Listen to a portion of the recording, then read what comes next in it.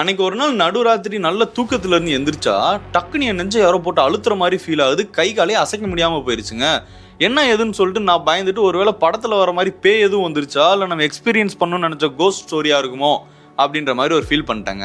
அடுத்த நாள் காலையில் எந்திரிச்ச உடனே என் ஃப்ரெண்டுக்கு கால் பண்ணி, மச்சான் நைட் எனக்கு இந்த மாதிரி ஒரு ஃபீல் ஆச்சுரா, ஒருவேளை பேய் எதுவும் இருக்குமோ அப்படின்னு நான் அவன்கிட்ட கேட்குறேன். அவன் என்ன தெரியுமா சொன்னான், நீ எக்ஸ்பீரியன்ஸ் பண்ணது ஸ்லீப் பேரலைஸ் அப்படின்ற ஒரு ஸ்டேஜ் ஆஃப் ஸ்லீப் அப்படின்னு சொன்னான்.